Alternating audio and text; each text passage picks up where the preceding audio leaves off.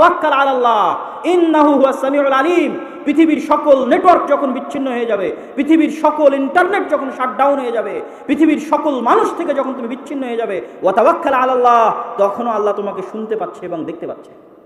আল্লাহু আকবার। তখনও তুমি ওই মরুভূমিতে বসে, ওই গাজা শহরে বসে, ওই জঙ্গলে বসে, ওই দ্বীপে বসে আল্লাহকে ডাকতে পারো, আল্লাহকে তোমার দায়িত্ব দিতে পারো।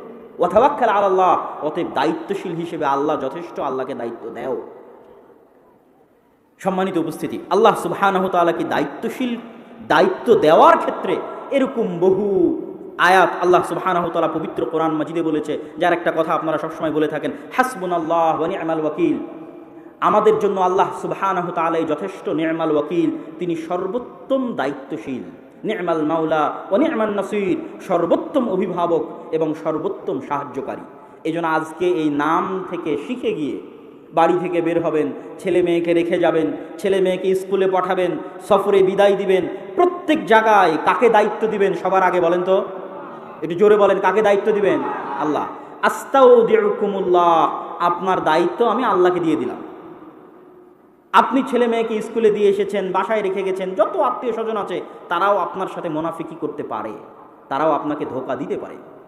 কত চিটাগাংয়ের কিছুদিনের আগের সংবাদ, যে সবচেয়ে বিশ্বস্ত ছিল সেই ওই ছোট্ট মেয়েটাকে জবাই করেছে, জবাই করে সমুদ্রের ধারে ফেলে দিয়ে আসছে। দুনিয়ার কোনো মানুষকে আপনি বিশ্বাস করতে পারবেন না, কিন্তু আল্লাহকে বিশ্বাস করতে পারবেন। এই জন্য সর্বদা মনে রাখতে হবে, প্রত্যেক ধাপে আপনি অন্তরস্থল থেকে আপনার পরিপূর্ণ দায়িত্ব আল্লাহর উপর দিয়ে দেন, এবং আল্লাহ সুবহানাহু ওয়া তাআলা দায়িত্বশীল হিসেবে যথেষ্ট। আল্লাহ সুবহানাহু ওয়া তাআলার আরেকটি নাম লতীফ। লতীফ শব্দের অর্থ হচ্ছে সূক্ষ্মদর্শী। সূক্ষ্মদর্শীর দুটো অর্থ, আল্লাহ যে সূক্ষ্মদর্শী তার দুটো অর্থ। এক, আল্লাহ আমাদের অন্তরের কথা সূক্ষ্মভাবে পড়তে পারেন এবং বুঝেন। লতীফুম বিযাতিস সুদূর, পৃথিবীতে কোনো মানুষের অন্তর হুবহু অনুভব করতে পারে না। আপনার বাপ মাকে আপনি যেই পরিমাণ ভালোবাসেন, আপনার স্ত্রীর অন্তরে ওই ভালোবাসা কপি পেস্ট করে দিতে পারবেন না। এটা কম্পিউটারের সফটওয়্যার নয় যে কপি করে পেস্ট করে দিলেন, তাহলে আপনি যেমন ভালোবাসছেন আপনার বাপ মাকে, আপনার স্ত্রীও তেমন ভালোবাসবে, এটা হয় না। পৃথিবীতে এই টেকনোলজি, এই সফটওয়্যার নাই। তাহলে আপনি যখন খুব দুঃখে, তখন আপনার দুঃখ হুবহু বুঝতে পারার মতো দুনিয়াতে কেউ নাই। আর আপনি যখন খুব আনন্দে, তখন আপনার খুশি হুবহু বুঝতে পারার মতো দুনিয়াতে কেউ নাই। তাহলে দুনিয়ার প্রতিটা মানুষ একক, তার সুখ এবং তার দুঃখ নিয়ে একক। সে যখন কঠিন বিপদে তখন একক।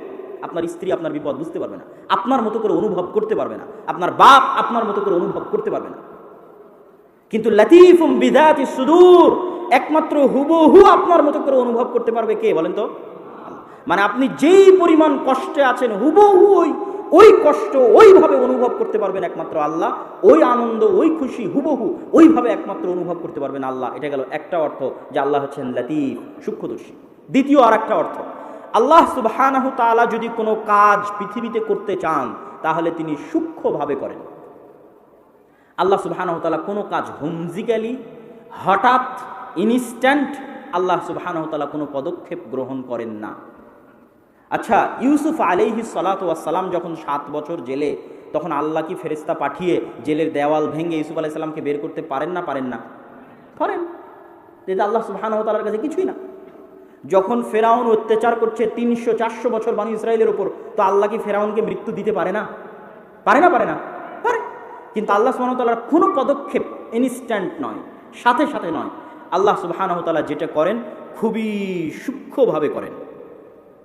এটার একটা প্রমাণ দিই, এটার প্রমাণ কোরআনের একটি আয়াত থেকে দিই। সেটা হচ্ছে ইউসুফ আলাইহিস সালাতু ওয়াস সালাম স্বপ্নে দেখলেন, ইয়া আবাতি ইন্নী রাআইতু আহাদা আশারা কাওকাবা, হে আমার বাবা, আমি দেখছি 11টা তারকা আমাকে সিজদা করছে।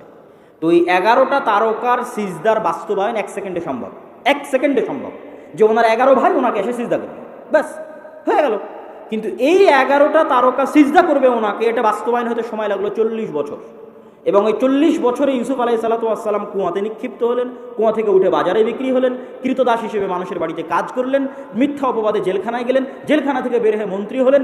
তারপরে তার ভাইয়েরা তার কাছে আসলো, তখন এবার তার ভাইয়েরা তাকে সিজদা করলো। তখন কোরআনে আল্লাহ বলছে যে ইউসুফ আলাইহিস সালাতু ওয়াস সালাম বলছেন, ইন্না রব্বি লতীফুল লিমা ইয়াশা। এই যে আমার ভাই 11 ভাই আমাকে সিজদা করলো, এটা হচ্ছে ওই স্বপ্নের ব্যাখ্যা। হাদা তা'বিলু রুইয়া, আমার স্বপ্নের ব্যাখ্যা। কিন্তু আমার প্রতিপালক খুবই সূক্ষ্মদর্শী, তিনি ইনস্ট্যান্ট, এক ধাপে 1 মিনিটে কোনো কাজ করেন না, তার প্রতিটা কাজ সূক্ষ্ম। এই জন্য আপনি যখন দেখছেন আপনার সামনে ঘন বিপদ, তো হতাশ হওয়ার কিছু নাই। এই বিপদ এক সময় কেটে গিয়ে ভালো দিন আসবে, যেটা আপনি জানেন না, কেননা আল্লাহ সাথে সাথে আপনার ওই বিপদ দূর করবেন না। এর জন্য আল্লাহ সুবহানাহু ওয়া তাআলা পৃথিবীতে ওসিলা তৈরি করবেন, ওয়াসাইল তৈরি করবেন।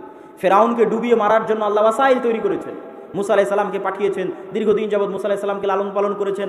তারপরে মুসা আলাইহিস সালামের সাথে কত ঘটনা, জাদুকরদের ঘটনা, 9-10 রকমের আযাব ফেরাউনের উপর, ফেরাউনের ঈমান না আনয়ন করা, সব মিলিয়ে একটা সময় মুসা আলাইহিস সালাম যখন পালিয়ে যাচ্ছেন, তারপরে তখন ফেরাউন সেখানে ডুবে মারা যাচ্ছে। তো কোনো কিছু আল্লাহ সুবহানাহু ওয়া তাআলা ইনস্ট্যান্ট সাথে সাথে বাস্তবায়ন করবেন না, তিনি বাস্তবায়নের সূক্ষ্মদর্শী। মানুষও বুঝতে পারবে না যে আল্লাহ সুবহানাহু ওয়া তাআলা এই কাজ কীভাবে করবেন। আজকের আমাদের আলোচনার আল্লাহর গুণাবলীর শেষ নাম আশ-শাকুর, আল্লাহ সুবহানাহু ওয়া তাআলার শুকরিয়া আদায়কারী। আজকে আপনারা এই অনুষ্ঠানে দূর দূরান্ত থেকে এসেছেন, তো আমি আপনাদের শুকরিয়া আদায় করছি। আপনি আমাকে বিপদে সহযোগিতা করলে আমি আপনার শুকরিয়া আদায় করব, আমি আপনার করলে আপনি আমার শুকরিয়া আদায় করবেন। তো আমরা আল্লাহর কি উপকার করেছি যে আল্লাহ আমাদের শুকরিয়া আদায় করবে? আমার প্রশ্ন কি বুঝতে পারছেন? আল্লাহ যে তার নাম বললেন যে আল্লাহ হচ্ছেন শাকুর, শুকরিয়া আদায়কারী, তো আমরা আল্লাহর কি উপকার করলাম আর আমাদের কি উপকার করার সামর্থ্য আছে যে আল্লাহ আমাদের শুকরিয়া আদায় করবেন? নাই। আমাদেরকে আল্লাহ সুবহানাহু ওয়া তাআলার নিকটে কোনো উপকার পৌঁছানোরও সামর্থ্য নাই, কোনো ক্ষতি পৌঁছানোরও সামর্থ্য নাই। তাহলে আল্লাহ শুকরিয়া আদায় করবেন কিসের? আল্লাহ শুকরিয়া আদায় করবেন আমরা দুনিয়াতে থাকা আল্লাহর বান্দাদের যে সহযোগিতা করব ওটার কথা মনে হয় বুঝতে পারেননি। আল্লাহ পৃথিবীর এই লজিকটা আমাদের লজিকের বাইরের ভিন্ন লজিক। আমাদের দুনিয়ার লজিক হচ্ছে আমি তাকে সহযোগিতা করেছি তো সে আমার শুকরিয়া আদায় করবে। আল্লাহ বলছে না, তুমি তার থেকে শুকরিয়া আদায়ের আশা রাখিও না। আমি ওয়াদাবদ্ধ তোমার সাথে, তুমি বনি আদমের সহযোগিতা করো, বনি আদম তোমার সহযোগিতার নিমখারামি করুক, বনি আদম তোমার সহযোগিতার উল্টা প্রতিদান দিক, বনি আদম তোমার সহযোগিতার বিপরীতে তোমাকে লাথি দিক। এই চিন্তা করে তোমরা কাউকে সহযোগিতা করিও না যে আমি পাল্টা তার কাছ থেকে ধন্যবাদ এবং ভালো ব্যবহার পাবো। তোমরা আমার ওয়াদা শুনে রাখো যে তোমরা মানুষকে সহযোগিতা করো, আমি তোমাদের শুকরিয়া আদায় করি। আল্লাহু আকবার। এই জন্য ওই মহিলা যখন, পতিতালয়ের মহিলা যখন কুকুরকে পানি পান করালো, দুনিয়ার লজিকের শুকরিয়া হচ্ছে কুকুর ওই মহিলার আনুগত্য করবে এবং করেও। কুকুর তার মনিব যে তাকে সহযোগিতা করবে, যে তাকে খাওয়াবে, তারও আনুগত্য করবে। কিন্তু আল্লাহর লজিক হচ্ছে যে এই মহিলা যেহেতু আল্লাহর একটা সৃষ্টিজীবকে সহযোগিতা করলো, তো এখন এই মহিলার শুকরিয়া আদায় কে করবে? আর আল্লাহর শুকরিয়া আদায়ের কোনো লিমিট আছে? কোনো লিমিট নাই। তো আল্লাহর শুকরিয়া আদায় স্বরূপ বললেন তোমার সব গুনাহ ক্ষমা, তুমি জান্নাতে। আল্লাহু আকবার। এই জন্য কখনো আত্মীয় স্বজন, ভাই বোন, পাড়া প্রতিবেশী কারো প্রতি অন্তরে সংকীর্ণতা রেখে সহযোগিতা থেকে বিরত থাকবেন না। আপনি সহযোগিতা করবেন, আপনার শুকরিয়া আদায় করবে আল্লাহ। আর মানুষের শুকরিয়া সীমাবদ্ধ। মানুষের শুকরিয়া নিয়ে কি করবেন? মানুষ 100 টাকা দিয়ে শুকরিয়া আদায় করবে, 500 টাকা দিয়ে শুকরিয়া আদায় করবে, আর আল্লাহ সুবহানাহু ওয়া তাআলা কীভাবে আপনার শুকরিয়া আদায় করবে আপনি নিজেও জানেন না। সুতরাং আল্লাহর শুকরিয়ার আশায়, আল্লাহর কাছ থেকে প্রতিদান পাবেন এই আশায় মানুষকে সহযোগিতা করতে হবে। সম্মানিত উপস্থিতি, আমি আমার বক্তব্যের শেষের দিকে গিয়ে আপনাদেরকে উদাত্ত আহ্বান জানাতে চাই যে আল জামিয়া সালাফিয়া ডাঙ্গিপাড়া পবা রাজশাহীতে আগামী 23 ও 24 নভেম্বর, 23 ও 24 নভেম্বর তথা এক সপ্তাহ পরেই সালাফি কনফারেন্স আছে। দেশ এবং বিদেশের আলিম ওলামাগণ উপস্থিত থাকবেন। উক্ত সালাফি কনফারেন্সের প্রচার প্রসার সহ বিভিন্ন এলাকা থেকে আপনাদের অংশগ্রহণ করার উদাত্ত আহ্বান জানাচ্ছি। পাশাপাশি আজকে যদি মাসিকাল ইরতেসাম সহ আমাদের বই পুস্তক থাকে সেগুলো মূল্যায়ন করার চেষ্টা করবেন। এই আহ্বান আপনাদের সামনে রেখে আমাদের দাওয়া ইলাল্লাহর মসজিদ ভিত্তিক মক্তবের কার্যক্রম সম্পর্কে আপনারা অবগত আছেন এবং মসজিদ ভিত্তিক মক্তবের কার্যক্রম যেভাবে পরিচালনা হচ্ছে আপনারা আল্লাহর কাছে দোয়া করবেন আল্লাহ যেন এটাকে কবুল করে। আল্লাহুম্মা আমিন। আমরা আল্লাহ সুবহানাহু তাআলার আনুগত্য এবং আল্লাহ সুবহানাহু তাআলার ইবাদত থেকে দূরে থাকি আল্লাহ সুবহানাহু তাআলাকে না জানতে, না চিনতে পারার কারণে। আল্লাহ সুবহানাহু তাআলাকে জানা এবং চিনা এটিও একটি ইবাদতের অংশ, এবং যে আল্লাহ সুবহানাহু তাআলাকে যত ভালোভাবে জানবে সে আল্লাহ সুবহানাহু তাআলার ইবাদত করে তত বেশি শান্তি, তত বেশি মনোযোগ, তত বেশি আগ্রহ ইবাদতে ধরে রাখতে পারবে। যেটাকে আমরা পারিভাষিক নাম দিয়েছি ইহসান। আল্লাহর নবী ইহসান কি? যে তুমি আল্লাহ সুবহানাহু তাআলার ইবাদত করবে যেন তুমি তাকে দেখছো। ফাইন লাম তাকুন তারাহ ফাইন্নাহু ইয়ারাক। যদি এই পর্যায়ে পৌঁছতে না পারো তাহলে এমনভাবে ইবাদত করো যেন আল্লাহ তোমাকে দেখছে। তো এই বাক্যটার ব্যাখ্যা এটাই যে আল্লাহ সুবহানাহু তাআলাকে যত ভালোভাবে জানবে এবং বুঝবে, আল্লাহর সাথে তার সম্পর্ক এবং যোগাযোগটা এত বেশি হবে যেন সে আল্লাহকে দেখতে পাচ্ছে। এবং যখন সে আল্লাহ সুবহানাহু ওয়া তাআলাকে দেখতে পাবে, এই পর্যায়ে তার বিশ্বাস চলে যাবে, এই পর্যায়ে তার ইয়াকিন চলে যাবে, এই পর্যায়ে তার ঈমান চলে যাবে যে আল্লাহ সম্পর্কে তার জ্ঞানের মাত্রা এত বেশি যে সে যেন আল্লাহ সুবহানাহু ওয়া তাআলাকে দেখছে। তখন আমি যেমন বড় ব্যক্তির সামনে কোনো কাজ করতে ইতস্তবোধ করি, আপনারা যেমন করেন, ঠিক আল্লাহর কোনো বান্দা আল্লাহকে দেখতে পাচ্ছে এমত অবস্থায় সে যখন ইবাদত করবে, দুনিয়াতে চলবে, তখন তার পুরো পরিবেশটাই পাল্টে যাবে, এমনভাবে পরিবর্তন হয়ে যাবে যে আর এক হাদিসে রাসূলুল্লাহ সাল্লাল্লাহু আলাইহি ওয়াসাল্লাম বলছেন যে আমি ওই বান্দার হাত হয়ে যাই, আমি ওই বান্দার পা হয়ে যাই, আমি ওই বান্দার দৃষ্টি শক্তি হয়ে যাই, আমি ওই বান্দার শ্রবণ শক্তি হয়ে যাই। এইভাবে মানুষ আল্লাহ সুবহানাহু ওয়া তাআলার নিকটবর্তী হয়ে যায়। তো এই যে আল্লাহ সুবহানাহু ওয়া তাআলা সম্পর্কে জানা এবং জ্ঞান অর্জন করা, তার নাম এবং গুণাবলী, এটার ক্ষমতা, এটার শক্তি, এটার পাওয়ার, আমরা কয়েকটি জায়গা থেকে উদাহরণ দিলে সারমর্ম আপনাদের সামনে পেশ করতে পারবো। তার মধ্যে অন্যতম একটি উদাহরণ হচ্ছে সূরা ইখলাস। রাসূলুল্লাহ সাল্লাল্লাহু আলাইহি ওয়াসাল্লাম বলেছেন, কেউ যদি সূরা ইখলাস পাঠ করে তাহলে সূরা ইখলাস তা'দিলু সুলুসাল কোরআন, পবিত্র কোরআনের 3 ভাগের 1 ভাগ হচ্ছে সূরা ইখলাস, তথা সূরা ইখলাস 3 বার পাঠ করলে পরিপূর্ণ কোরআন একবার পাঠ করার সমান নেকি পাওয়া যাবে। বলেন আল্লাহু আকবার। অথচ সূরা ইখলাস 2 লাইনের ছোট্ট সূরা। এই সূরার মধ্যে না আল্লাহ সুবহানাহু ওয়া তাআলা তার গতানুগতিক স্বভাব অনুযায়ী না মানুষের উপর তার নেয়ামতের বর্ণনা দিয়েছেন, না অতীতের ইতিহাস বর্ণনা করেছেন, না জান্নাত এবং জাহান্নামের বর্ণনা দিয়েছেন। এই পুরো 2 লাইনের ছোট্ট সূরায় আল্লাহ সুবহানাহু ওয়া তাআলা শুধু তার নিজের পরিচয় দিয়েছেন, তার গুণ বলেছেন। তো তার গুণ এবং তার নামের পাওয়ার এটাই যে শুধু তার গুণাবলী এবং নাম থাকার কারণে ছোট্ট সূরা 3 বার পড়লে কোরআন একবার পড়ার সমান হয়ে যাবে। এটা আল্লাহ সুবহানাহু ওয়া তাআলার নামের বরকত, গুণের বরকত। কুল হুয়াল্লাহু আহাদ আল্লাহুস সামাদ লাম ইয়ালিদ ওয়া লাম ইউলাদ ওয়া লাম ইয়াকুল লাহু কুফুয়ান আহাদ, এই প্রত্যেকটিতেই আল্লাহ সুবহানাহু ওয়া তাআলার গুণ বলা হয়েছে। ঠিক তেমনি রাসূলুল্লাহ সাল্লাল্লাহু আলাইহি ওয়াসাল্লাম বলেছেন যে কেউ যদি আয়াতুল কুরসি পাঠ করে দুবুরা কুল্লি সালাতিন, প্রত্যেক ফরজ সালাতের পরে, তাহলে জান্নাতে যেতে তাকে কোনো কিছুই বাধা দিবে না ইল্লাল মাউত, তার মৃত্যু ব্যতীত। কেউ যদি 5 ওয়াক্ত সালাতের পরে নিয়মিত সূরা আয়াতুল কুরসি, সূরা বাকারার আয়াতুল কুরসি পাঠ করে, তাহলে সে জান্নাতে গেছেই, এখনো যায়নি এই জন্য যে সে মারা যায়নি। আল্লাহু আকবার। এই আয়াতুল কুরসির শুরু থেকে নিয়ে শেষ পর্যন্ত আল্লাহ সুবহানাহু ওয়া তাআলা শুধু তার নাম এবং তার গুণাবলী বর্ণনা করেছেন। আল্লাহু লা ইলাহা ইল্লা হুয়াল হাইয়ুল কাইয়্যুম। আল্লাহকে তোমরা জানো, আল্লাহর পরিচয় লা ইলাহা ইল্লা হু, যিনি ব্যতীত ইবাদতের যোগ্য কোনো মাবুদ, কোনো ইলাহ নেই, তিনি কে জানো? আল হাই আল কাইয়্যুম, চিরঞ্জীব, চিরস্থায়ী, যার কোনো মৃত্যু নাই, যার কোনো ধ্বংস নাই। পৃথিবীতে অবস্থান করা প্রতিটি জিনিসের মৃত্যু আছে এবং ধ্বংস আছে।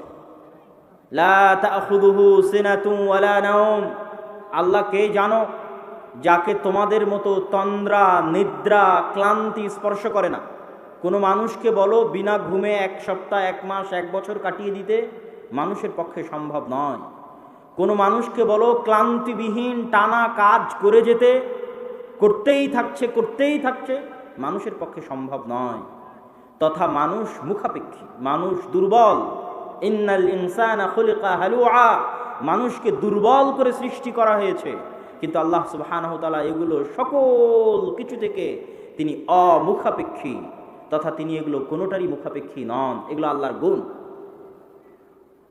মান যাল্লাযী ইয়াশফাউ ইনদাহু ইল্লা বিইযনিহি, এমন কি কেউ আছে পৃথিবীতে ক্ষমতাশালী, দাপটওয়ালা, বিত্তশালী, টাকা পয়সাওয়ালা, বড় নেতা, বড় এমপি, বড় মন্ত্রী, বিশ্বের শাসক, দেশের শাসক, মান যাল্লাযী ইয়াশফাউ ইনদাহু ইল্লা বিইযনিহি, যার ক্ষমতা আছে, যার সাহস আছে, যে আল্লাহর সামনে দাঁড়িয়ে কথা বলবে আল্লাহর অনুমতি ছাড়া, এটা আল্লাহর চ্যালেঞ্জ। আল্লাহ এই চ্যালেঞ্জ আয়াতুল কুরসির মধ্যে দিচ্ছেন। এগুলো সবই আল্লাহ সুবহানাহু ওয়া তাআলার ক্ষমতা, আল্লাহ সুবহানাহু ওয়া তাআলার পাওয়ার, আল্লাহ সুবহানাহু ওয়া তাআলার গুণ, আল্লাহ সুবহানাহু ওয়া তাআলার জ্ঞান, এগুলোর বর্ণনা এই পুরো আয়াতুল কুরসির মধ্যে আল্লাহ সুবহানাহু ওয়া তাআলা দিয়েছেন। এই জন্য আয়াতুল কুরসির এত ফজিলত, এই জন্য আয়াতুল কুরসির এত ক্ষমতা, এই জন্য আয়াতুল কুরসির এত পাওয়ার।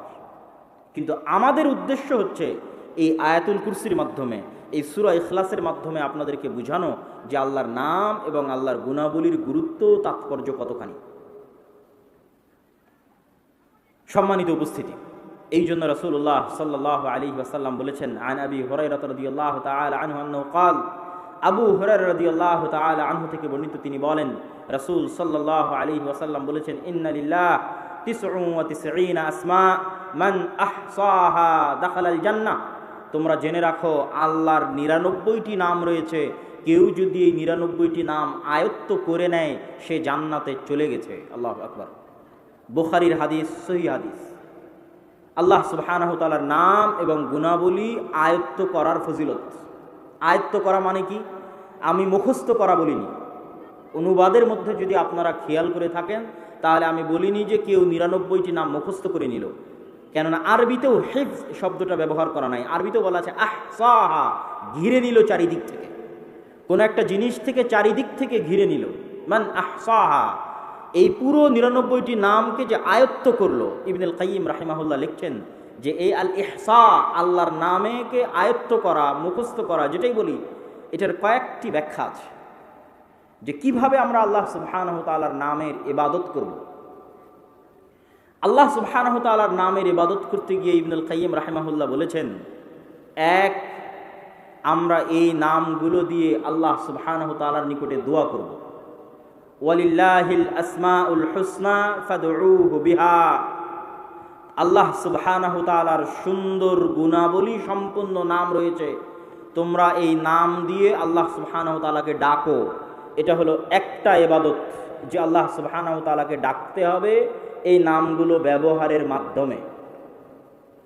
দ্বিতীয় ইবাদত, যেটা থেকে আমরা গাফেল, কেউ আপনাকে এই ছোট্ট সূক্ষ্ম জিনিসটা ধরিয়ে দিবে না, সেটা হচ্ছে আল্লাহর গুণে গুণান্বিত হওয়া যায়, আল্লাহর রঙে রঙিন হওয়া যায়।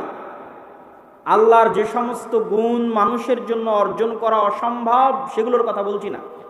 যেমন মানুষের জন্য অসম্ভব আল হাই আল কাইয়ুম হওয়া, যে মানুষ চিরঞ্জীব চিরস্থায়ী পৃথিবীতে থাকবে, এটা অসম্ভব। কিন্তু আল্লাহর বহু গুণ আছে যা অর্জন করার মানুষ চেষ্টা করতে পারে। আল্লাহর গুণ হচ্ছে গফুরুর রহিম, আল্লাহ ক্ষমাশীল, দয়ালু। আপনি কি দয়ালু এবং ক্ষমাশীল হতে পারবেন না পারবেন না? কথা বলতে হবে, পারবেন না পারবেন না? পারবেন।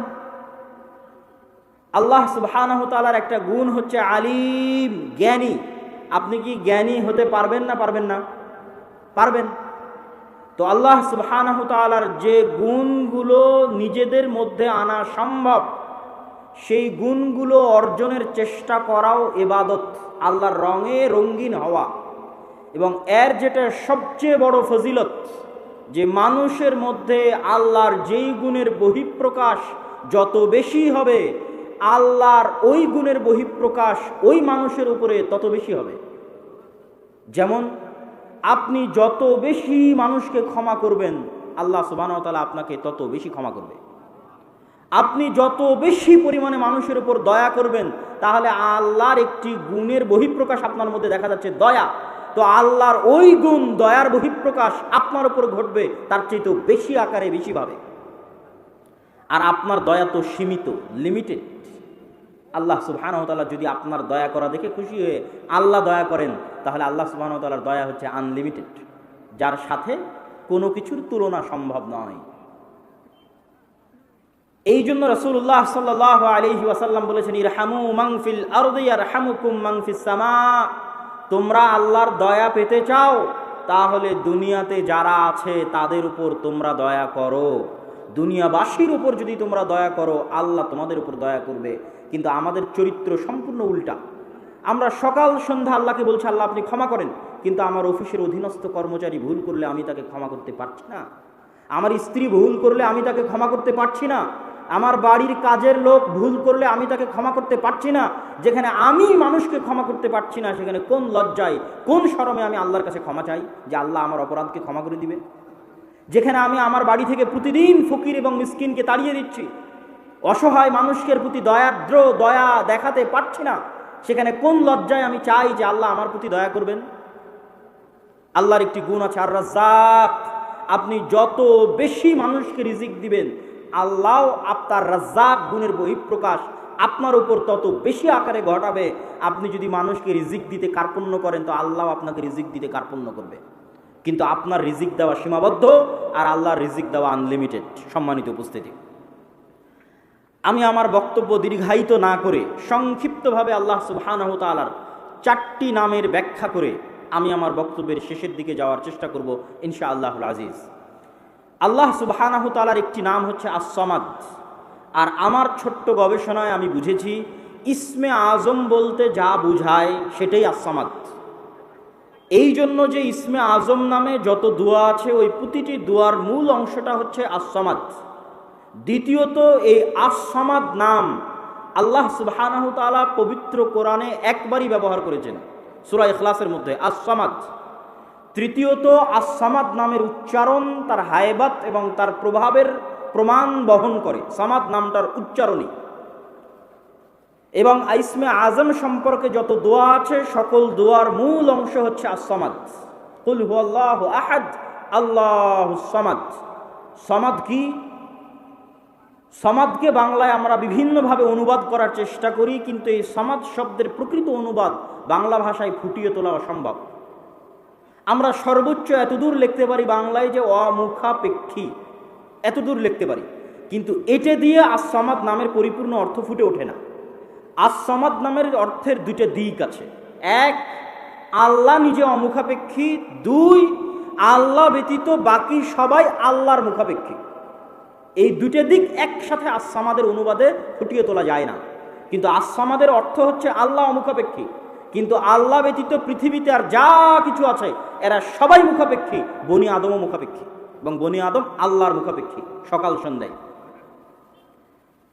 আল্লাহ সুবহানাহু তাআলার দ্বিতীয় নাম আমরা সংক্ষিপ্ত করে ব্যাখ্যা করে যাচ্ছি। আল্লাহ সুবহানাহু তাআলার দ্বিতীয় নাম হচ্ছে আল ওয়াকিল। আল্লাহ সুবহানাহু ওয়া তাআলা পবিত্র কোরআন মাজিদে বহু জায়গায় ওয়াকিল শব্দটা ব্যবহার করেছেন এবং আল্লাহকে ওয়াকিল হিসেবে ধরতে বলেছেন। আমরা ওয়াকিলকে বাংলায় বানিয়ে নিয়েছি উকিল। উকিল শব্দটা পরিপূর্ণ আরবি শব্দ। তাহলে কোর্টে আমরা উকিল কেন ধরি? কোর্টে আমরা উকিল এই জন্য ধরি, আমি যেই কাজটা করতে পারবো না আমার পক্ষ থেকে সেই কাজটা করার দায়িত্ব আমি উকিলকে দিয়েছি। মানুষ চাইলে নিজেই নিজের মামলা আদালতে গিয়ে লড়তে পারে, এটা আমরা অনেকেই জানি না। আপনার নামে কেস হয়েছে, আপনি নিজেই আপনার উকিল হয়ে মানে আপনার দায়িত্ব নিয়ে আপনি জজের সামনে দাঁড়িয়ে আপনার মামলা লড়তে পারবেন, কোনো বাধা নাই আইনি। কিন্তু আমরা যেহেতু আইন বুঝি না এই জন্য আমরা একজন উকিলকে দায়িত্ব দিই, ভাই আপনি আমার পক্ষ হয়ে মামলাটা লড়বেন। তো আল্লাহ সুবহানাহু ওয়া তাআলা কোরআন মাজিদে আমাদের কি বলছে? রব্বুল মাশরিকি ওয়াল মাগরিব লা ইলাহা ইল্লাহু ফাত্তাখিযহু ওয়াকিলা। আল্লাহ হচ্ছেন পূর্বের রব, পশ্চিমের রব। পূর্ব এবং পশ্চিমের রব আল্লাহ। লা ইলাহা ইল্লাহু, আল্লাহ ব্যতীত ইবাদতের যোগ্য প্রকৃত সত্য কোনো মাবুদ নাই। ফাত্তাখিযহু ওয়াকিলা, তোমরা আল্লাহকে তোমাদের উকিল, মানে বাংলা ভাষায় উকিল, আরবিতে ওয়াকিল, তোমরা আল্লাহকে তোমাদের ওয়াকিল হিসেবে গ্রহণ করো। আল্লাহর আদেশ পবিত্র কোরআনে যে আল্লাহ আমাদের বলছে যেন আমরা আল্লাহ সুবহানাহু ওয়া তাআলাকে ওয়াকিল হিসেবে গ্রহণ করি। কিন্তু আমরা তো আদালতে মামলায় গিয়ে বুঝি যে উকিল হচ্ছে এই, তাহলে আল্লাহকে ওয়াকিল হিসেবে গ্রহণ করার অর্থ কী? এবং ওয়াকিল নাম থেকে নির্গত শব্দ হচ্ছে তাওয়াক্কুল।